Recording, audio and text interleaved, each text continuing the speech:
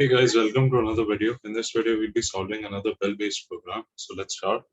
So in the first line, we have import java.util.scanner. So this is a Java package, which is used to import the scanner class, which is a part of the util subpackage, which in turn is a part of a Java main package.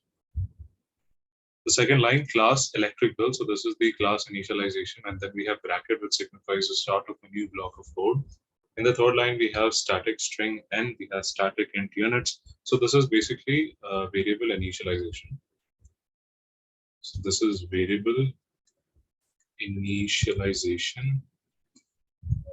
And in this case, we are using the keyword or the Java inbuilt keyword static because we have declared or initialized these variables outside the main method block. If you would have initialized these variables inside the main method block, then static wouldn't be required. Now we have public static void main, and main method is used so that the program may be compiled, string arguments, and then we have bracket, which signifies the start of the next block of code.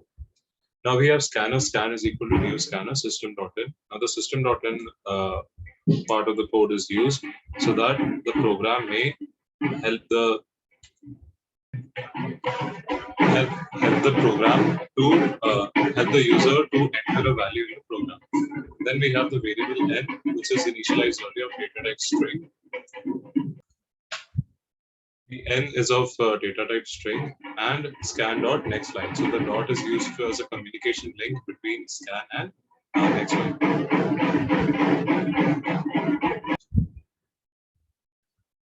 In the next line, in the 11th line, we have system.out.println. So in double asterisk, we have kindly enter number of units consumed. So this is the whole sentence which will be printed on the terminal window.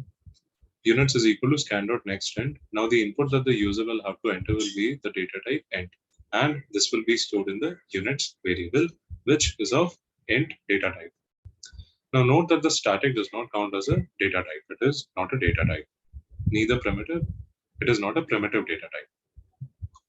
Then we have the if condition statement, wherein if the units is smaller than equal to 100, then bells will be equal to 2.00 into units.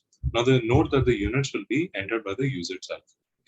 If the units are smaller than equal to 300, then bell will be this. And if units is greater than 300, then the bell will be this. Now, if we have a terminal window and we have been told to enter the number of units consumed, and if we enter, say, for example, 50, then this part of the code will be activated and the rest will not be activated. If we enter 100, or if we enter, let's say, 200, so this part of the code will be activated and this won't be activated. And then we have the 21st, 22nd, and 23rd line, wherein we are printing the name of the customer, the name of the units consumed, and the bell amount. Now note that the plus over here in both of these in the three lines are used not as mathematical functions, but to join these two components together or concatenating them. So that brings us to the end of this video. I hope you learned and enjoyed this video. Stay home, stay safe, take care, and I'll see you in the next video.